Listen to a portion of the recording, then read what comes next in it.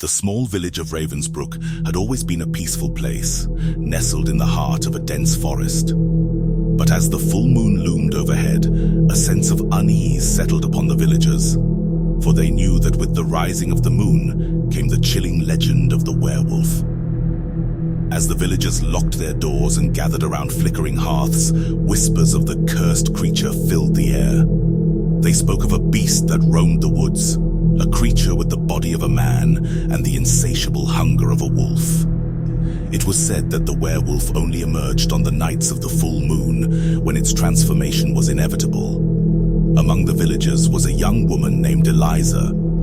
Her curiosity and adventurous spirit often led her to explore the forest, even after sunset.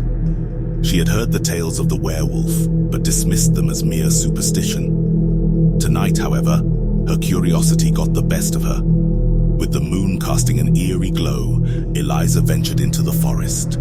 The soft rustling of leaves under her feet, the only sound in the stillness. She wandered deeper into the woods, her lantern casting flickering shadows on the trees. As she walked, a strange sensation settled upon her, a feeling that she was being watched. She shook off the unease, chiding herself for allowing the villagers' tales to get under her skin. But then, a chilling howl pierced the night, the sound sending a shiver down her spine. Eliza quickened her pace, her heart pounding. She tried to convince herself that it was just an ordinary wolf, but her instincts told her otherwise. Her lantern flickered, and suddenly, she heard footsteps behind her. She turned, her breath catching in her throat.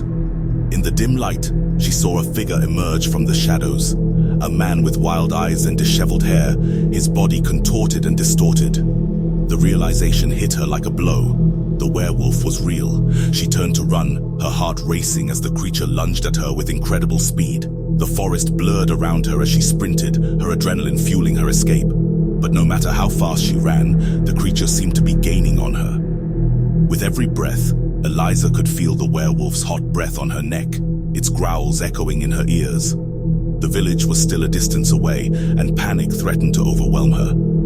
Desperation took over, and Eliza veered off the path, ducking into a thicket of dense bushes.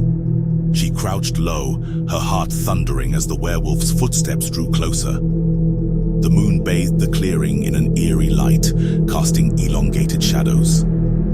The creature entered the clearing, its eyes glowing with a predatory hunger. Its gaze swept the area, and for a heart-stopping moment, Eliza feared it would catch her scent.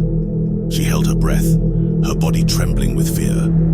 But then, as if guided by some miracle, the werewolf's attention was drawn away.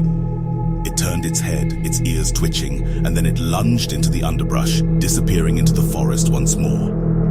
Eliza waited, her breath still caught in her throat, until the sounds of the creature's pursuit faded into the distance. Trembling and exhausted, she emerged from her hiding place, her heart still racing. With the dawn's light beginning to break through the trees, Eliza made her way back to the village. She knew that the werewolf would return, but for now, she was safe. The villagers' tales had transformed into a horrifying reality before her eyes, a truth she could no longer deny. As the villagers gathered in the square that morning, their faces pale with fear, Eliza shared her encounter with the werewolf.